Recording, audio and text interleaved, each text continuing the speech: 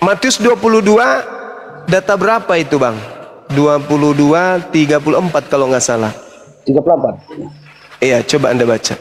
Ketika orang Farisi datang, orang Farisi kemudian mendengarkan Yesus dan telah membuat orang-orang Saduki, lalu kemudian berkumpullah mereka. Lalu ahli Taurat ini bertanya untuk mencoba Yesus. Guru, ya paman, manakah yang terutama dalam hukum Taurat? Manakah yang terutama dalam hukum Taurat? Dari situ aja sudah ketahuan kan? Ini membahas tentang hukum Taurat. Sedangkan di Kristen tak ada lagi hukum Taurat. Manakah yang lebih utama dari hukum Taurat? Jawab Yesus kepada mereka. Kasihilah Tuhan Elohimmu dengan segenap hatimu, dengan segenap jiwamu, dengan segenap akal budimu. Itulah hukum yang terutama dan yang pertama. Hukum yang kedua yang sama dengan itu adalah kasihi sesamamu manusia seperti dirimu sendiri. Pada kedua hukum inilah tergantung seluruh hukum Taurat dan kitab para nabi. Saya ulang, pada dua hukum inilah kasih kepada Tuhan, kasih kepada seluruh manusia tergantung hukum Taurat. Tuh, jadi kasih itu tergantung di Taurat. Sedangkan Paulus berkata dalam Efesus 2 nomor 15, dengan matinya Yesus di atas tiang salib, Yesus telah membatalkan hukum Taurat beserta segala ketetapan dan ketentuan serta perintah yang ada di dalamnya. Dengan kata lain, Yesus menurut Paulus telah membatalkan hukum kasih. Efesus Jadi 2 ayat berapa tadi? Matius 22 nomor 34. Efesus 2. Efesus 2 nomor 15. Nomor 15. Ya, dengan matinya Yesus, dia telah membatalkan hukum Taurat beserta segala ketetapan, ketentuan yang ada di dalamnya. Semua ketetapan yang ada dalam hukum Taurat dibatalkan. Dengan kata lain, ajaran kasih yang ada dalam hukum Taurat itu dibatalkan. Gitu bang.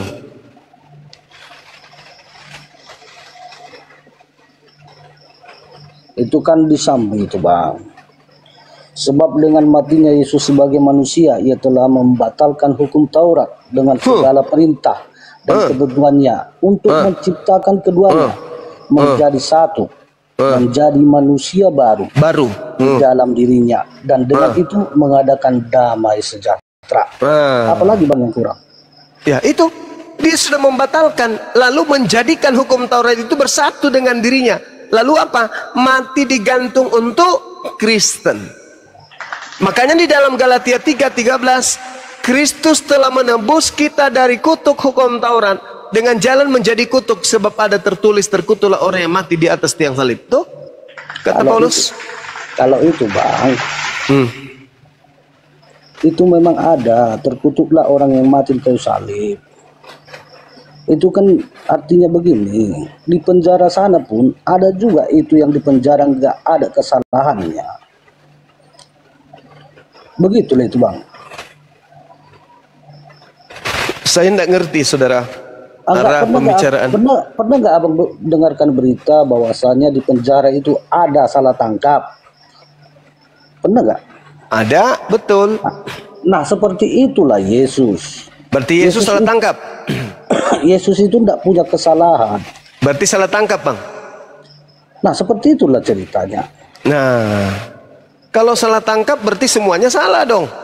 Kenapa begitu salah? Berarti tak ada nubuatan. Begini loh bang, nubuatan itu harus terjadi.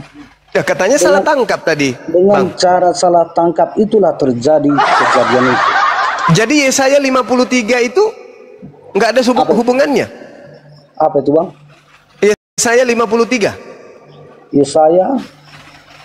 Ada nggak nubuat Yesus untuk mati dibunuh? Ada. Loh, berarti nggak salah tangkap Cak Ayu. Berarti sudah direncanakan, ada rancangan untuk melakukan pembunuhan terhadap Yesus. Berarti nggak salah tangkap. Abang saya tanya dulu, ada nggak kesalahan Yesus dia digantung? Tak ada. Lah terus kenapa dia digantung? Berarti bukan dia yang digantung. Terus siapa?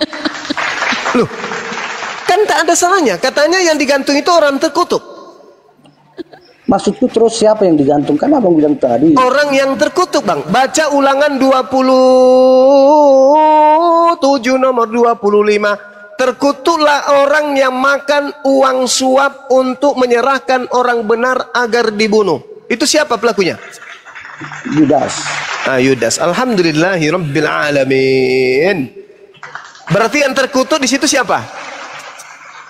Itu transparan, Yudas. Yudas. Gitu dong, Bang. Berarti Yesus ini diselamatkan, yang menggantikannya adalah Yudas. Berarti ketika hendak menipu Tuhan, rupa-rupanya Tuhan membalas tipuan mereka dengan tipu daya yang jauh lebih dahsyat. Coba Anda baca di dalam Matius 26 nomor 4. Mereka membuat tipu muslihat. Coba Anda baca Matius 26 nomor 59. Mereka membuat saksi-saksi palsu. Baca Markus 14 nomor 1. Mereka melakukan penipuan-penipuan untuk supaya bisa menjebak Yesus agar dia bisa disalibkan. Tapi apa? Tuhan membalas tipu daya mereka. Tuhan membalas kemudian tipu muslihat mereka. Tuhan membalas kemudian kesaksian-kesaksian palsu mereka. Wa makaru wa makarallah wallahu khairul makirin. Allah adalah sebaik-baiknya pembalas kejahatan. Jadi Yesus yang tidak punya salah terangkat ke langit. Yang disalib adalah orang yang terkutuk. Ini dimanfaatkan oleh siapa kemudian? Iblis. Apa buktinya? Coba Anda baca Markus 4. Markus, ya, kita gimana? yang terkutuk dulu. Ya, silakan. Apakah harus yang di kayu salib yang harus terkutuk? Yes. Apakah orang yang mencuri tidak terkutuk juga? Justru terkutuk. Apakah orang yang sedang selingkuh tidak terkutuk juga? Terkutuk juga. Nah, bukan hanya yang orang di kayu salib, Bang, yang terkutuk. Makanya Abang bilang, dengar dulu. Makanya Abang bilang tadi, Yesus itu disalib, yang digantungkan orang yang terkutuk, yaitu Yudas. Yang kitab tidak ada disalib Yudas. Loh, lalu yang terkutuk siapa, Bang? Yang terkutuk sesuai dengan perbuatannya, yang menjual Yesus terkutuk. Alasannya karena menjual Yesus. Ya, siapa yang terkutuk di atas tiang salib itu? Orang yang jahat itu, Bang. Nah, bagus, berarti dia bukan Yesus. Syukran, thank you. Anda pintar. Sekarang begini. Sudah saya katakan tadi, Yesus itu disalib itu karena alasannya salah tangkap lah, karena tidak ada kesalahan yang fatal, yang valid, sedikit pun tidak punya kesalahan Yesus. Kenapa dia disalib? Saudara, ingat tidak? Ketika kemudian Yesus mengatakan kepada Petrus, "Enyahlah engkau iblis. Engkau memikirkan apa yang dipikirkan manusia, engkau tidak memikirkan apa yang dipikirkan Tuhan." Betul? Ingat? Nah, sekarang pikiran Tuhan adalah Yesus ini mau diselamatkan atau Yesus ini mau dibinasakan. Itu pikiran Tuhan. Pikiran Tuhannya Yesus mau dibinasakan atau Yesus ini mau diselamatkan. Sekarang, Bang, gini, rancang itu tidak akan merestui. Yesus itu disalib bukan karena apa-apa, Bang. Yesus itu disalib itu sudah karena perjalanan Yesus. Loh, berarti yang mana ini yang benar? Yesus ini orang terkutuk kah? Kalau dia bukan orang terkutuk, berarti bukan dia yang disalib. Mana yang betul? Dudukkan dulu Yesus ini. Dia ini loh, Bang. Ini, dengar dulu, Bang. Ada, udah saya katakan tadi, ada nggak orang yang dipenjara? Ada, Bang, ada. Dan kalau itu terjadi kepada Yesus, itu gimana? Orang ada salah tangkap. Ada orang salah tangkap. Ya, berarti pengadilan salah. Gimana? Oke, kejaksaan salah. berkas-berkas salah, keputusan salah, yang memutuskan dan menerima kemudian laporan-laporan penyidik dan seterusnya salah, semua salah. Kalau Anda mengatakan Yesus salah tangkap, berarti Kristen salah iman. Karena imannya Kristen, Yesus datang nebus dosa. Ternyata Yesus salah tangkap, Bang. Mana dong? Gak boleh Anda berlari ke sana. Yang Anda harus jadikan acuan adalah ucapan Yesus. Aku memang harus pergi sesuai apa yang tertulis tentang aku di dalam Taurat, di dalam kitab nabi-nabi, dan di dalam kitab Mazmur. Aku memang harus pergi sesuai dengan apa yang tertulis tentang aku di dalam kitab Taurat, kitab nabi-nabi, dan kitab Mazmur. Kata siapa? Kata Yesus. Tertulis di mana? Lukas 24 nomor 44. Berarti Yesus harus pergi tidak sesuai dengan Paulus, tulisan Paulus, enggak. Tapi harus pergi sesuai dengan apa yang ada di Amsal, apa yang ada di Mazmur, apa yang ada di dalam kitab Taurat. Ketika Yesus ingin digiring, kemudian dilakukan propaganda, dibuat makar agar Yesus ini dihakimi kemudian oleh orang-orang Yahudi melalui tangan eksekutor Romawi. Tuhan sudah berpikir lebih dulu. Amsal 11 sesuai dengan perkataan Yesus, aku memang harus pergi sesuai dengan apa yang tertulis tentang aku di dalam kitab Amsal. Apa dikatakan Amsal 11 nomor 6? Orang yang jujur dilepaskan oleh kebenarannya, tetapi pengkhianat tertangkap oleh hawa nafsunya. Pengharapan orang pengkhianat gagal dan kematian, dari kematiannya, dan harapan orang jahat menjadi sia-sia. Orang benar diselamatkan dari kesukaran, lalu lalu orang fasik menggantikan. Kok dusta, Bang? Ini dalil.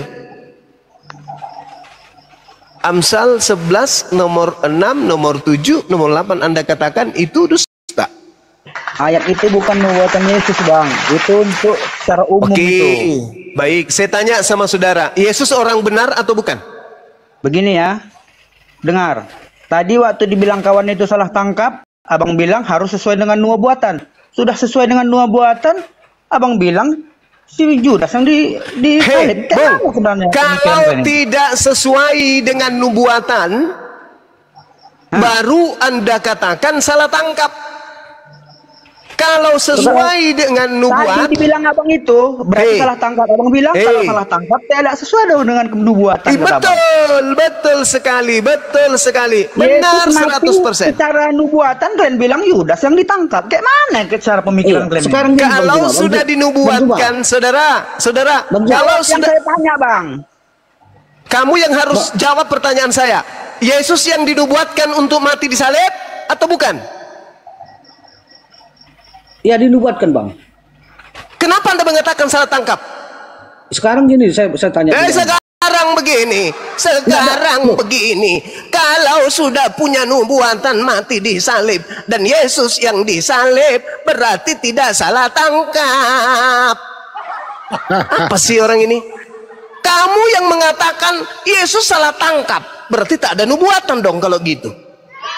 Sekarang Anda merengek, ada loh nubuatannya untuk siapa? Untuk Yesus. Berarti kalau Yesus ditangkap dan dibunuh, berarti salah tangkap enggak? Enggak salah, karena sudah ada nubuatan. Berarti Yesus ini benar-benar orang terkutuk. Paham? Paham sampai situ? Paham situ, Bang? Paham? Enggak. Berarti yang mana yang betul? Dinubuatkan tidak salah tangkap. Kalau tidak dinubuatkan salah tangkap. Kalau orang yang dipenjara karena tidak ada kesalahan, itu apa itu namanya?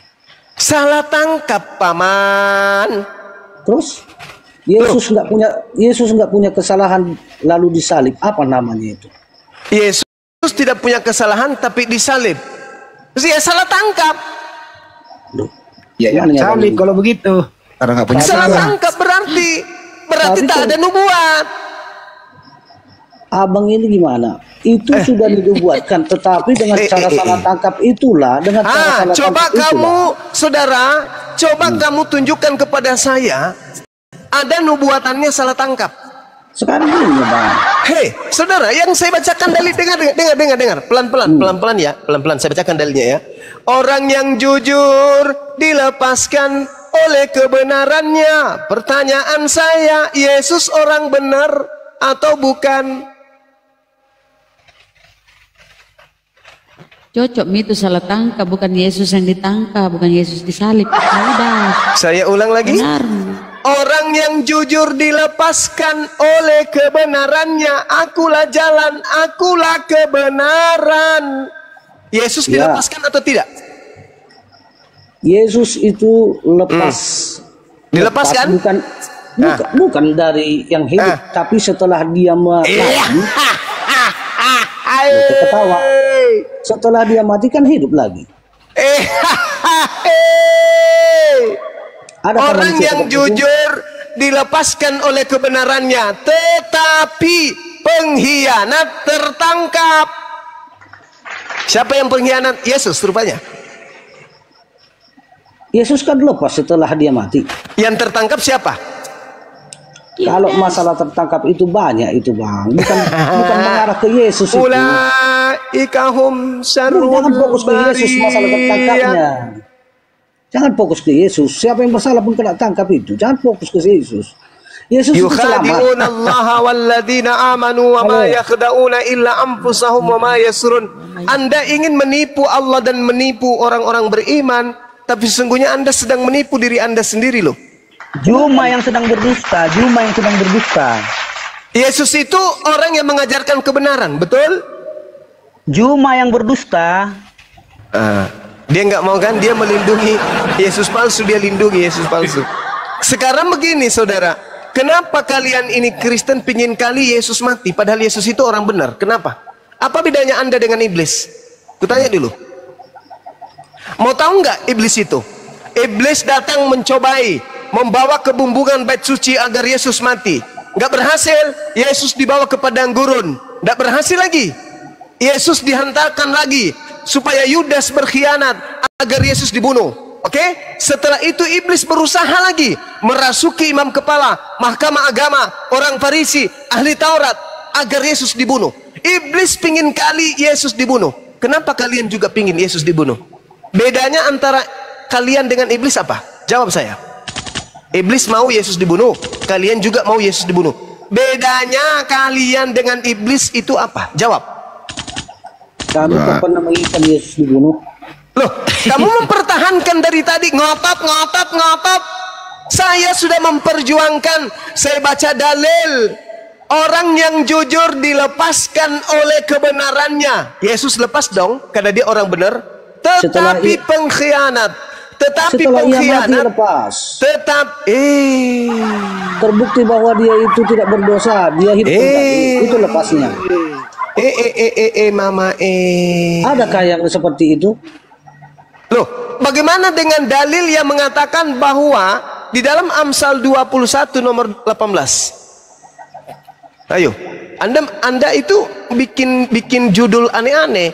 Orang fasik dipakai sebagai tebusan bagi orang benar, dan pengkhianat sebagai ganti orang jujur. Gimana cara Anda untuk menganulir dalil ini?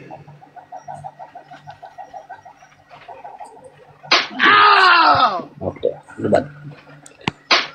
Ayo. Bukan jual Alkitab. Lupa bawa Alkitab.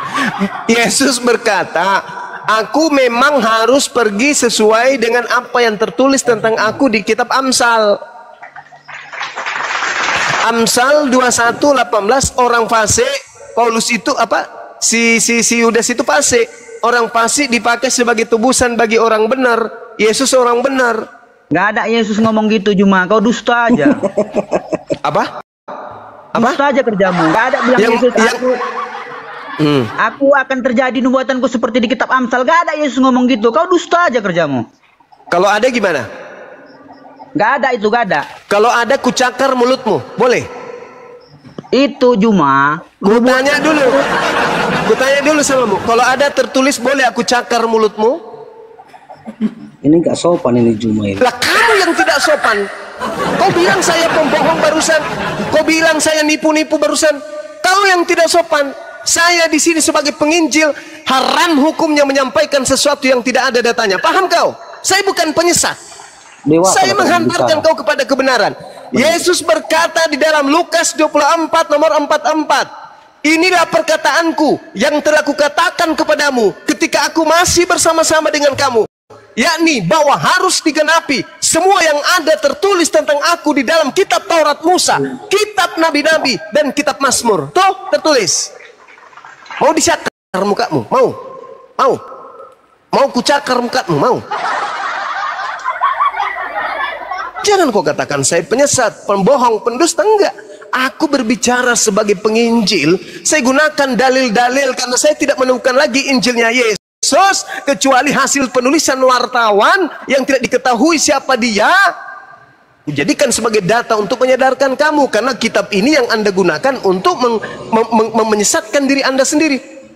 Yesus loh yang berkata, perkataanku yang telah kukatakan kepadamu ketika aku masih bersama-sama dengan kamu, yakni harus digenapi semua yang tertulis tentang aku di dalam kitab Taurat Musa, kitab Nabi-Nabi, dan kitab Mazmur.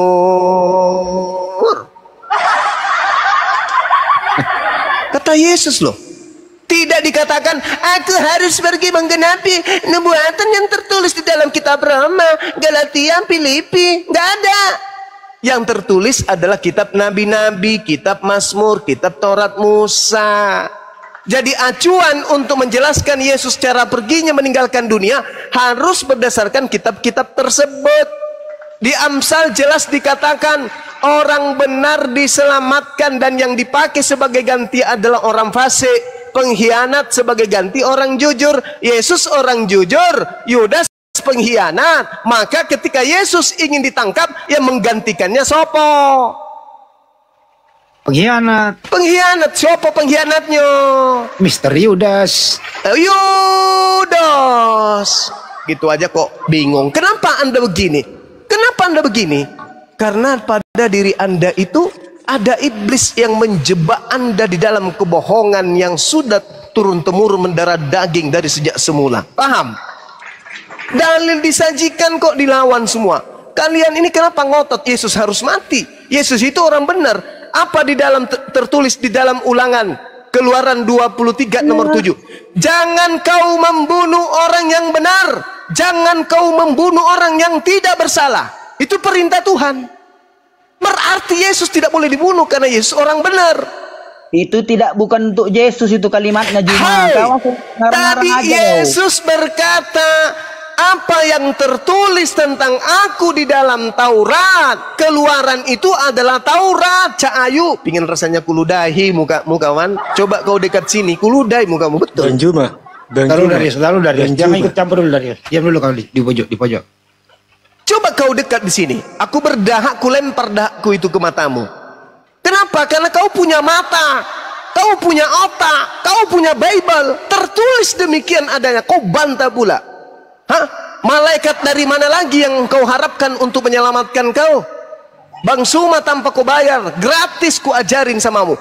Pendeta hanya memungut perpuluhan samamu, tapi pendeta tidak menginginkan keselamatan terjadi padamu. Kenapa? Karena pendeta sejatinya adalah perpanjangan tangan dari Mesias palsu yang datang kepada Paulus. Paham kau?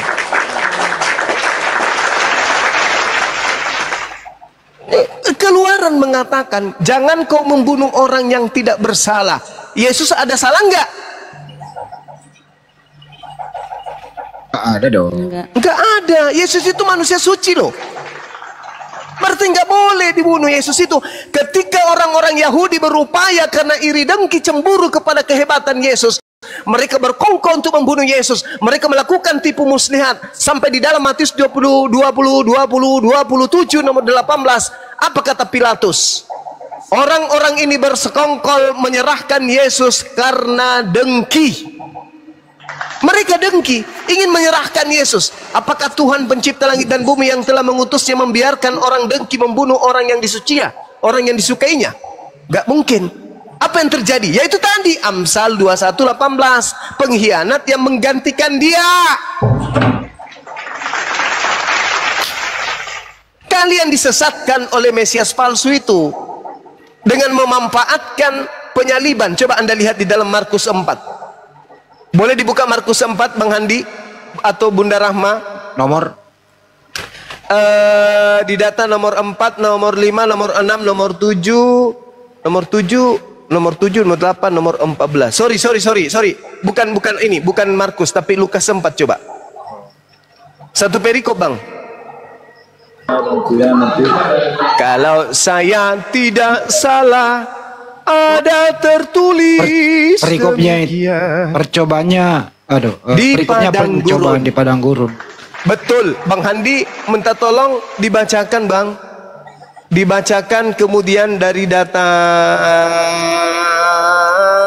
4.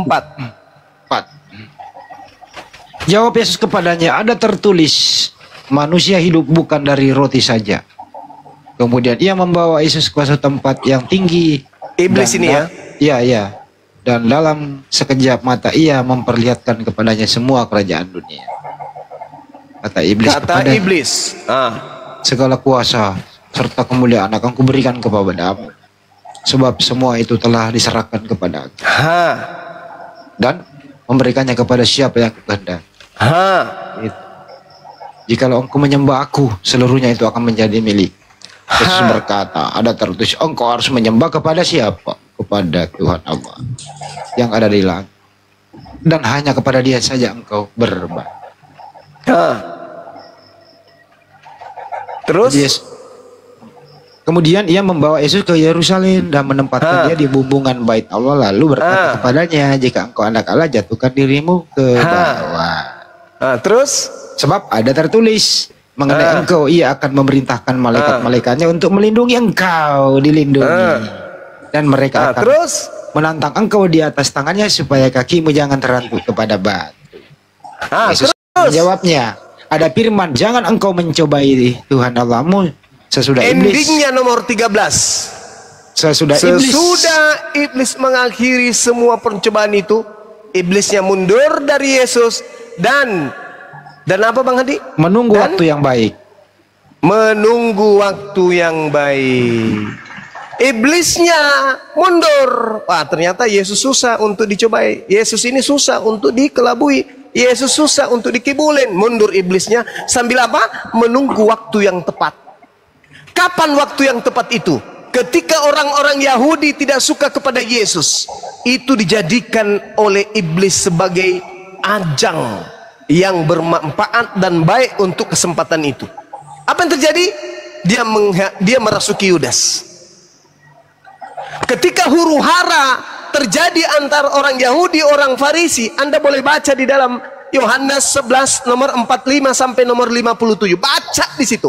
Baca baik-baik. Iblisnya kemudian datang ikut campur. Ketika orang Farisi, orang Yahudi sekongkol ingin membunuh Yesus, kemudian Yesus lari bersembunyi di Efraim.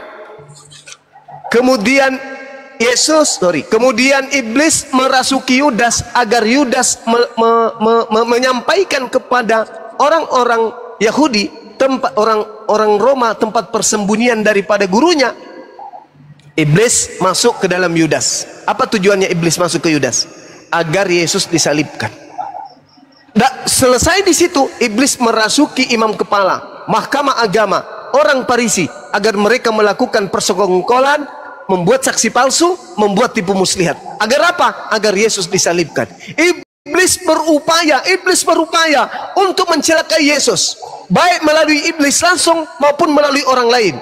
Yesus berkata apa? Yohanes 14 nomor 30, aku memang tak lama lagi akan pergi, sebab penguasa dunia telah datang, yaitu iblis. Dan iblis sedikit pun tidak berkuasa terhadap diriku.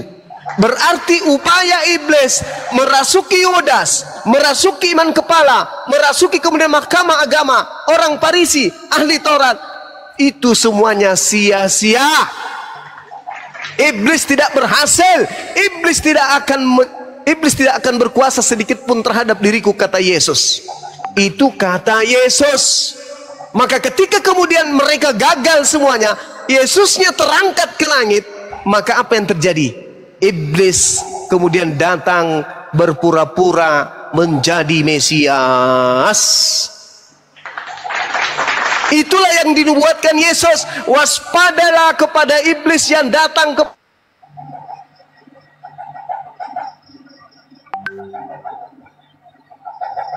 Ya, Mute. suaranya hilang. Nggak ada Gurunda. suara. Cik, suaranya hilang. Apa kena report Gurunda ini? Ya, di tab-tab layar teman-teman, Yesus. tembusin sampai 1K. Itu yang hilang perlu tadi. saudara Bang. pahami. Itu yang perlu saudara pahami. Ketika Yesus terangkat ke langit, iblisnya muncul kemudian menjelma menjadi Yesus. Coba Anda lihat di dalam Matius 28. Tadi saya baca, Bang Handi membaca Lukas 4. Kepadaku telah diberi kuasa baik di langit maupun di bumi, dan aku berhak memberikan kepada siapa yang aku kehendaki. Itu siapa? Iblis. Lihat di Matius 24, Matius 28, nomor 18. Kemudian Yesus memanggil mereka dan berkata kepada mereka, kepadaku telah diberikan kuasa baik di langit maupun di bumi. Pergilah ke seluruh dunia, jadikanlah seluruh bangsa menjadi pengikutku. Itu siapa? Itu siapa? Hei, itu siapa? Iblis. Iblis laknatullah alaih. Na'udzubillah thumma na'udzubillah. Kita berlindung kepada godaan iblis yang datang menggoda melalui saudara-saudara Kristen.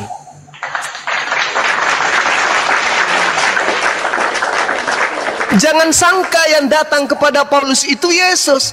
Jangan sangka yang datang kepada pengikut Yesus itu adalah Yesus. Bukan. Sesuai dengan pengakuan Yesus, waspadalah kepada penyesat yang datang kepadamu dengan memakai namaku, memakai nama Yesus, dan berkata akulah Yesus, dan berkata dia adalah Mesias. Dia akan menyesatkan banyak manusia. Matius 24 nomor 4 nomor 5.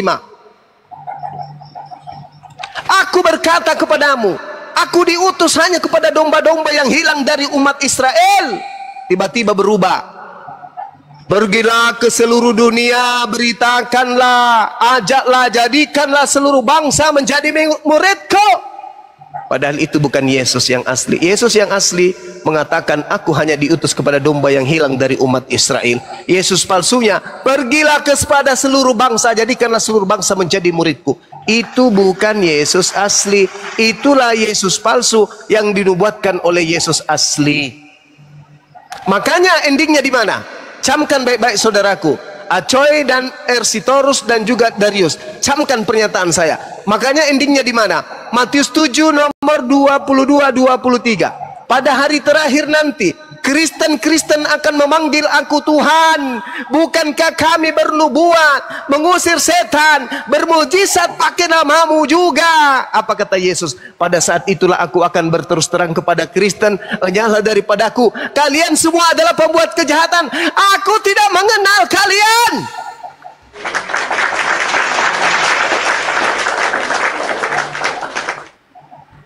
Wa isqalallahu ya Isa bin Maryam ya bani Israel inni rasulullahi ilaikum.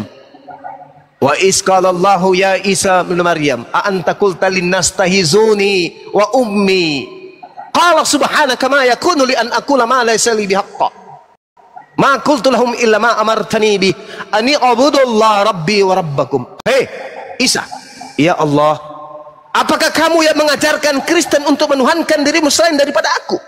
Qala subhanaka ma yakunu li an aqula ma laysa li bihaqq. Maha suci engkau ya Allah, aku tidak pernah mengajarkan di luar Yahudi untuk menuhankan diriku selain daripada dirimu. Sesungguhnya aku mengajarkan kepada mereka, ma qultu lahum illa ma amartani bi ani abudullah rabbi wa rabbakum. Sembahlah Allah Tuhanku dan Tuhanmu. Jangankan kepada Bani Israel, kepada iblis pun yang datang mencobai aku, kuperintahkan dia untuk menyembah hanya kepadamu.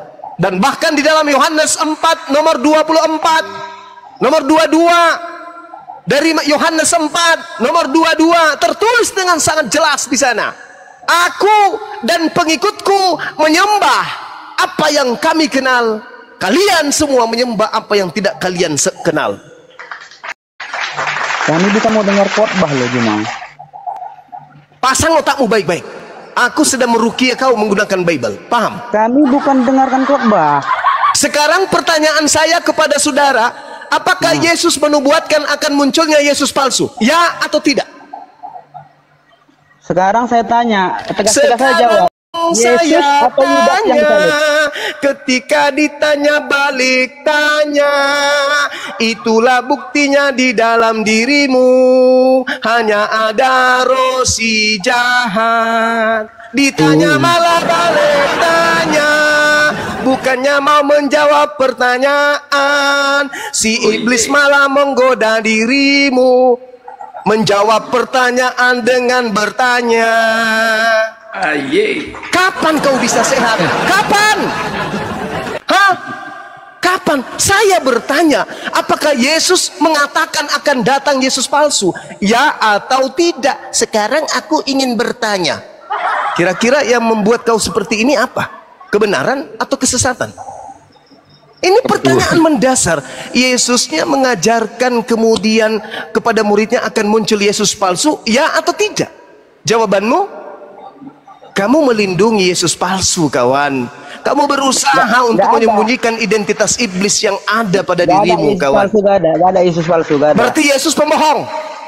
Gak ada Yesus palsu. Berarti Yesus pembohong. Cuma apapun yang kau bilang kuterima, karena aku dapatkannya dusta-dusta, maka ku lawan. Dengarkan. Waspadalah kepada penyesat yang datang. Waspadalah kepada penyesat yang datang kepadamu dengan memakai nama Yesus. Penyesatnya datang memakai nama siapa? Yesus. Tegas aja kau ucapkan Yesus atau Yudas yang disalib. Itu aja, coba pasti aja. Allahu Akbar, Masya Allah. Udah. Yang disalib itu Yudas berdasarkan Bible. Yang bangkit naik ke surga itu Yudas. Yang bangkit keluar dari kubur itu iblis. Itu pendapatmu. Loh, kata Yesus loh. Hah? Kata Yesus. Yang bangkit naik ke surga itu siapa itu? Yudas. Itu tidak melalui kebangkitan dia. Yesus langsung terangkat. Yang keluar dari goa kubur. Yang dilihat orang terangkat naik ke surga itu siapa? Yudas. Yang naik ke langit itu Yesus. Hah? Yang naik ke langit itu Yesus. Loh, kalau dia yang keluar dari kubur, yang keluar dari kubur itu bukan Yesus. Itu di mana? Di Al-Quran atau di kitabmu? Lalu yang dia disaksikan orang banyak naik ke surga itu Yudas. Yang naik ke langit itu Yesus. Yang kau jawab, yang disaksikan orang banyak itu yang naik ke surga itu Yudas atau Yesus? Yesus yang terangkat ke langit. Yudas tidak terangkat ke langit. Yang keluar dari kubur itu oknum yang berbeda. Dialah Yudas berdasarkan Bible. Di mana tertulis itu? Yudas yang pengkhianat itu bisa bangkit. Apanya di mana tertulis? Yesus, kamu katakan iblis. Loh, Yesus mengatakan waspadalah kepada penyesat yang datang kepadamu dengan memakai nama Yesus. Enggak, tadi yang bangkit dari yang kubur kamu katakan Yesus itu iblis. Di mana? Siapa yang bangkit itu? Markus 16 nomor 12. Hati-hati. Markus 16 nomor 12. Pengarang Markus berkata, lalu Yesus menampakkan diri dalam rupa yang lain. Pertanyaan saya dari jangan pengarang-pengarang, itu asumsimu pengarang. Lalu apa kalau bukan pengarang? Markus berapa itu? Kau buktikan yang Markus 16 orang banyak itu Yudas atau Yesus. Markus 16 nomor 12. Lalu dia menampakkan diri dalam rupa yang lain. Pertanyaan saya. Kau nggak pernah mau topik itu Pertanyaan saya. Dari mana pengarang Markus? Dari mana pengarang Markus? Ayat ini Dari mana pengarang Markus tahu kalau itu adalah Yesus? Jawab. Silakan. Silakan. Ayo. Jawab. Dari mana? Yang jelas Yang jelas yang nampak oleh Markus bukan Yesus. Tadi enggak, bukan itu. Tadi yang keluar dari kubur lagi. Itu tertulis di mana itu pertanyaanku tadi? Yang mana? Tadi pertanyaan bukan yang keluar dari liang kubur itu, yang bangkit dari liang kubur itu iblis. Zuma bilang. Di mana tertulis itu pertanyaanku? Pertanyaannya bahwa iblis, coba Anda lihat kemudian tanda Yunus, Matius 12. Apa kata Yesus? Angkatan jahat ini minta satu tanda, dan tidak akan diberikan satu tanda kepada angkatan jahat melainkan 3 hari 3 malam di perut bumi. Berarti hari ketiga keluar dari perut bumi. Itu tanda untuk siapa? Jawab. Jawab. Kenapa fokus ke iblis? Lah, keluar dari kubur itu adalah angkatan jahat. Baca Yesaya 14 nomor 15. Coba baca. Bacakan saya ingin dengar. Bacakan saya, Bang. Bacakan saya. Jangan lari-lari ayatnya. Yesaya 14. Aduh, gimana sih? Gimana? Emang di dalam kitab, saya mau tanya sama Anda. Di dalam kitab saudara ini bertalian enggak antara kitab perjanjian lama, perjanjian baru? Bertalian enggak? Begini, maka ketahuan dustamu. Kalian bilang yang ditangkap dan dikubur Yudas. Ini udah kau bilang yang keluar iblis. Itu siapanya? Yudas atau iblis yang dikubur ini? Hei, yang keluar dari kubur itu bukan Yudas. Ngapain Yudas keluar dari kubur? Untuk apa? Yang keluar iblis lah. Sementara yang diserupakan Yudas, kalian bilang kayak mana tipu-tipu ini? Pada saat penyaliban Cak Ayu. Iya. Yudas setelah dia turun dari kubur, yang keluar dari kubur itu adalah iblis. Yesaya 14:15 sebaliknya, ke dalam dunia orang mati engkau diturunkan, ke tempat yang paling dalam di liang kubur engkau dimasukkan. Siapa itu? Lucifer kan? Kenapa Yesus menjadikan tanda keluar dari kubur itu sebagai tanda untuk angkatan jahat? Tanya dulu. Matius 12 nomor 38. Nomor 38. Ya, silakan. Oke, tunggu sebentar ya. Silakan, Saud. Habis kau baca baru kau tertawa. Pada waktu itu berkatalah beberapa ahli Taurat dan orang Farisi kepada Yesus, Guru, kami ingin melihat suatu tanda daripadamu. Tetapi jawab Yesus kepada mereka, angkatan yang jahat dan tidak setia ini menurut suatu tanda. Menuntut, bukan menurut. Baca yang betul. Menuntut suatu tanda. Bagus. Tetapi kepada mereka tidak akan memberikan tanda. Tidak akan diberikan, bukan memberikan. Baca yang betul. Tidak akan diberikan tanda selain tanda Nabi Yunus. Sebab seperti Yunus tinggal di dalam perut ikan 3 hari 3 malam. Demikian juga bumi 3 hari 3 malam. Pada waktu penghakiman, orang-orang Niniwe, demikian juga anak manusia akan tinggal di dalam rahim bumi.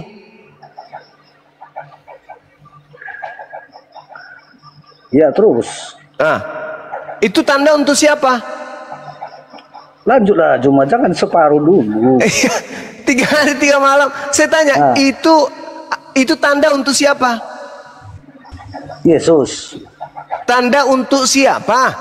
Yesus. Ini perkataan itu Yesus. Yang tadi minta tanda siapa? Angkatan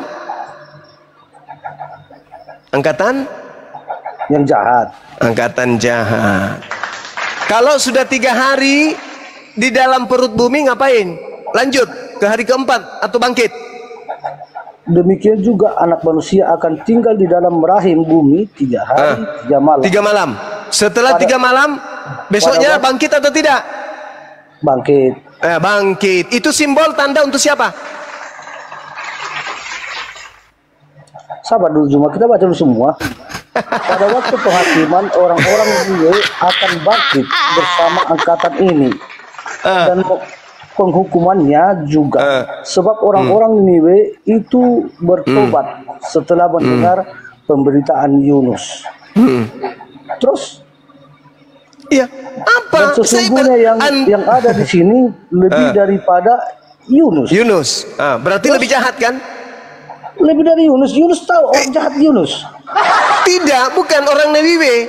Pada waktu penghakiman orang-orang Niniwe akan bangkit bersama angkatan ini dan menghukumnya juga. Sebab orang Niniwe itu bertobat setelah mendengar pemberitaan Yunus. Dan sesungguhnya yang ada di sini lebih daripada itu.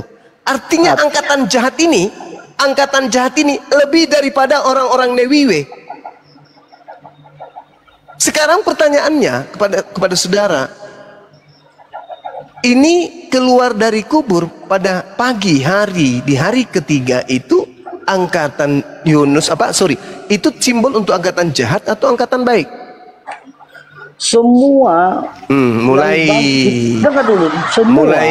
iblisnya bekerja. Ini saya mau jawab atau gimana ini? Saudara, Anda baca di dalam Lukas 24 nomor 37. Ketika mereka melihat sosok Yesus itu datang, mereka mengatakan, mereka mengira melihat hantu kan? Iya. Kenapa dia tidak mengatakan, Tuhanku sudah keluar dari kubur? Kenapa justru murid-muridnya yang asli ketakutan? Mereka tidak percaya apa perkataan Yesus akan terjadi. Sekarang begini, kalau saudara Sitorus yang ada di situ pada hari ketika melihat Yesus keluar dari kubur, apa yang Anda lakukan? Saya terkejut dan tidak percaya bahwa itu Yesus. Berarti Anda kurang beriman. Bukan angkatan jahat. Kurang beriman. Bukan. Angkatan jahat yang diberi tanda, murid-muridnya tidak diberi tanda. Bukan itu arahnya. Mereka memastikan yang minta dengar, yang minta tanda angkatan jahat atau angkatan benar? Semua orang yang sudah dikubur pasti angkatan jahat, tetapi Yesus bangkit. Maksudnya bukan begitu, Cak Ayu. Alamak. Orang-orang jahat ini datang, orang Farisi termasuk Paulus ini datang kemudian. Guru, paman, kami ingin minta satu tanda dong darimu sebagai tanda kehebatanmu. Angkatan jahat ini tidak akan diberikan satu tanda kecuali tanda Yunus. Sebab Yunus 3 hari 3 malam dalam perut ikan, demikian juga anak manusia akan berada dalam perut bumi 3 hari 3 malam. Berarti hari ketiga lanjut nggak dia keempat? Enggak kan? Nggak ada lanjut, dia bangkit. Berarti bangkit. Nah, ini tanda untuk siapa? Yesus. Nah, itu kan ini gimana saudara ini? Yang minta tanda kok Yesus? Yang minta tanda di situ angkatan jahat. Maka diberilah tanda angkatan jahat ini. Apa itu? Bangkit pada hari ketiga. Anda percaya ada Tuhan keluar dari goa kubur? Anda angkatan jahat, Cak Ayu. Makanya enyahlah daripada aku, kalian semua adalah pembuat kejahat. Ketika makhluk ini keluar, makhluk ini, apakah berhenti menyesatkan? Tidak. Pergilah kepada seluruh bangsa, jadikanlah seluruh bangsa menjadi muridku. Itu aksinya tuh. Dirasukinya Paulus, dirasukinya Ananias, dirasukinya Markus, dirasukinya Matius, dirasukinya semua pengarang wahyu juga dimasuki. Dirasuki semuanya. Lahirlah agama Kristen. Anda membantah saya, membantah dalil. Anda menolak saya, menolak Yesus. Anda kemudian ingkar terhadap penyampaian saya, berarti Anda kemudian ingin kekal di neraka. Kewajiban saya sudah selesai. Saya tidak menghina, saya tidak menghujat, saya hanya membaca data. Anda mau percaya, silakan. Anda tidak percaya, berarti Anda termasuk orang yang unik, punya kitab tapi tidak dipercaya. Demikian sahabat-sahabat, saya ingin minum kopi dulu. Silakan. Silakan sahabat yang lain, diambil alih, saya mau bikin masaku dulu, saya pusing. Masaku campur kombantrin, lanjut. Masaku campur kombantrin, sehat.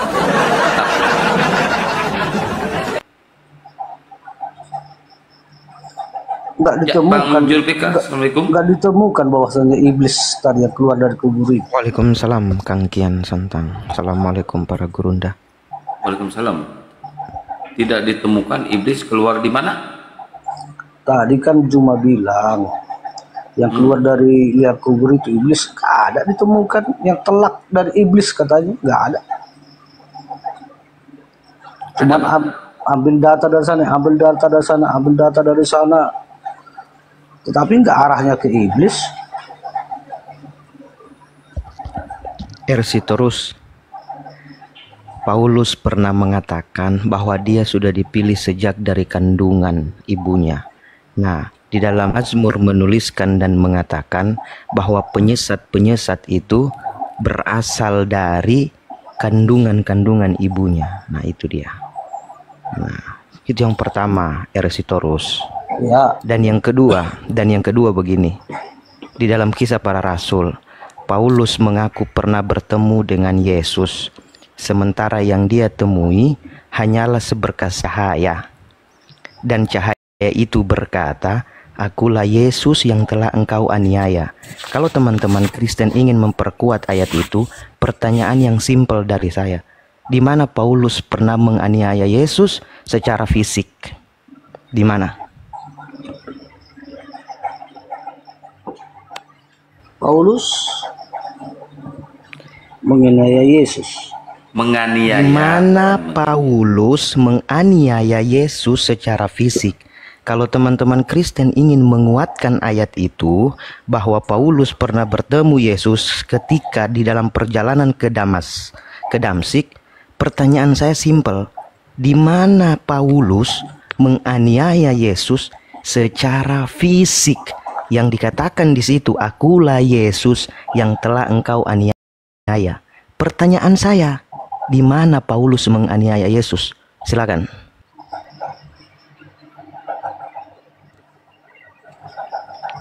Ya, jangan macet Bang Storus. Mungkin penganiayaan secara rohani mungkin ya.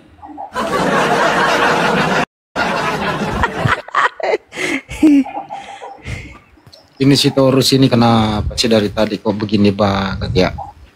Si Torus, maaf teman-teman, tadi saudara belum menangkap penjelasan saya terkait dengan iblis itu.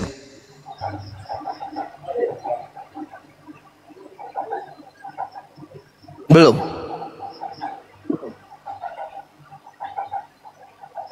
Belum, Paman. Ini dengarkan baik-baik.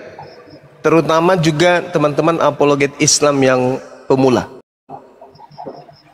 Ketika iblis datang kepada Paulus di dalam Lukas 4 nomor 6, kata iblis kepadanya, ini bocorannya itu di sini nih.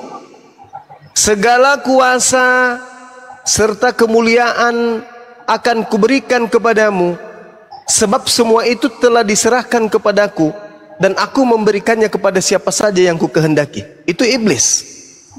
Segala kuasa telah diberikan kepadaku, dan aku berhak dan aku bisa memberikan kepada siapapun yang aku kehendaki. Itu iblis. Saya ulang ya. Iblis berkata segala kuasa telah diberikan kepadaku.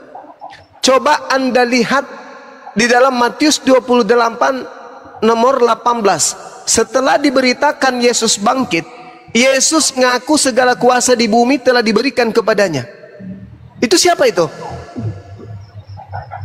Itu siapa yang ngaku tadi di Lukas 24 itu? Lukas 4 nomor iblis kan? Ada nggak Yesus mengaku demikian? Di mana? Di mana Yesus pernah diberi kuasa di bumi dan di langit saat penginjilan? Di mana? Yesus berkata, makananku melakukan kehendak Bapa. Aku bekerja sebagaimana Bapa aku melihat bekerja. Yohanes 4 nomor 34, Yohanes 5 nomor 19. Aku berkata kepadamu, sesungguhnya anak tidak dapat mengerjakan sesuatu dari dirinya sendiri, jikalau ia tidak melihat Bapa mengerjakan, sebab apa yang dikerjakan Bapa itu juga yang dikerjakan oleh anak. Yohanes 5 nomor 30, aku tidak dapat berbuat apa-apa dari diriku sendiri. Yohanes 3 nomor 16, inilah anakku, kepadanya aku berkenan, bukan malah memberi kuasa. Dia hanya berkenan kepada anaknya. Akulah jalan menuju kepada Allah. Yohanes 14 nomor 6, bukan malah jadi Allah.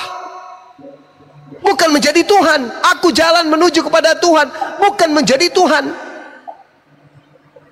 Jadi yang datang kemudian kepada orang-orang termasuk murid Yesus yang mengatakan kepadaku telah diberi kuasa, itu bukan Yesus. Aku tidak dapat berbuat apa-apa dari diriku sendiri, itu baru Yesus. Tapi yang berkata kepadaku telah diberi kuasa baik di langit maupun di bumi, itu bukan Yesus, itu iblis. Tadi sudah kuterangkan Lukas 4 nomor 6. Tapi Anda ini ngeyel. Iblis berkata kepadaku telah diberi kuasa di bumi. Yesus juga mengatakan itu. Di mana Yesus mengatakan itu, Bung? Di dalam Yohanes 14 nomor 30. Catat dong kalau saya ngajar gini. Catat. Supaya saya nggak capek menjelaskan. Yesus berkata, tidak lama lagi aku akan berkata-kata kepadamu. Maksudnya, aku tak lama lagi berkata denganmu sebab aku akan pergi. Karena penguasa dunia telah datang. Coba Anda baca di situ, Bang. Jangan buat saya capek. Saya sudah konser tadi 2 jam kurang lebih. Suara saya habis. Di situ dikatakan oleh Yesus, Yohanes 14 nomor 30. Tidak lama lagi kalian akan mendengarkan aku bicara, berkata-kata kepada kalian. Tak lama lagi, karena aku mau pergi. Kenapa aku harus pergi?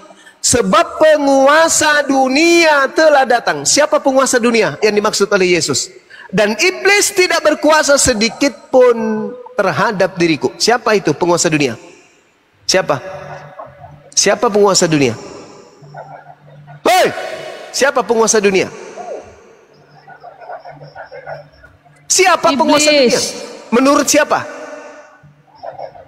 Menurut siapa? Iblis adalah penguasa dunia. Menurut Yesus. Tertulis di mana? Yohanes 14 nomor 30. Penguasa dunia telah datang, 30. Yaitu iblis. Dan iblis tidak berkuasa sedikit pun terhadap diriku. Lihat endingnya ketika Yesus dicobai, Bung. Di Lukas 4 nomor 13. Iblis mundur dari Yesus dan menunggu waktu yang tepat. Iblis mundur dari Yesus dan menunggu kesempatan yang baik. Untuk apa? Untuk merasuki orang-orang agar orang percaya kalau dirinya adalah Yesus. Mumpung Yesus sudah pergi nih, jadi saya tampillah seperti Yesus supaya orang-orang bisa tersesat. Sebab Yesus tadinya dipercaya loh, bangkitkan ini, membuat orang lumpuh berjalan, orang buta melihat. Nah, ini kesempatan aku pura-pura jadi Yesus. Namun orang berakal sehat akan percaya kepada Yesus. Sebelum Yesus terangkat, dia sudah menasihatkan, waspadalah kepada penyesat yang datang kepadamu dengan memakai nama Yesus dan berkata, akulah Yesus. Kenapa kamu nggak waspada? Kenapa kamu nggak waspada? Jadi yang datang kepada murid Yesus, kepadaku telah diberi kuasa baik di langit dan di bumi, pergilah ke seluruh bangsa. Jadi kalau seluruh bangsa menjadi pengikutku, itu siapa? Itu siapa? Itu siapa? Itu siapa? Itu iblis.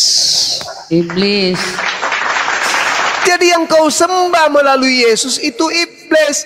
Makanya endingnya lihat, enyahlah daripadaku, kalian semua adalah pembuat kejahatan. Aku tidak mengenal kalian. Sebab yang kalian panggil Yesus, Yesus, Sus, Yesus, Sus, itu bukan aku. Itu bukan aku, itu Mesias palsu. Galatia 1 nomor 11 nomor 12. Dengarkan baik-baik. Aku menerima Injil bukan dari manusia, tetapi dari pernyataan Kristus Yesus. Nah, tergenapi kan? Yesus manusia, Paulus menerima bukan dari manusia, tetapi dari oknum yang bukan manusia yang namanya Kristus Yesus. Yesus berkata, waspadalah kepada penyesat yang datang kepadamu dengan memakai namaku. Aku manusia yang datang nanti setelahku penyesat, memakai nama Yesus. Itu terjadi di mana? Di Paulus. Jadi kalau Anda bertanya sekali lagi, kulempar sendal. Di mana iblis itu? Kulempar sendal. Karena Lukas 4 nomor 6, iblis sendiri mengaku, kepadaku telah diberi kuasa. Yohanes 14 nomor 30. Penguasa dunia telah datang, yaitu iblis. Kurang apa lagi coba? Yang mendirikan agama Kristen adalah Paulus. Yang diusir kemudian kelak adalah Kristen, pengikut Paulus. Kurang apa lagi coba? Cuman iblis yang ada di dalam diri Anda itu sudah kuat kali, Bang.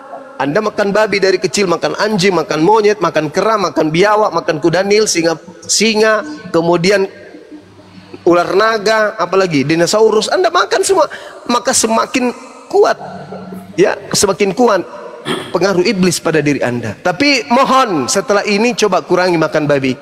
Kurangi makan babi supaya aliran darah Anda itu bersih masuk ke otak, supaya Anda bisa mendengarkan penjelasan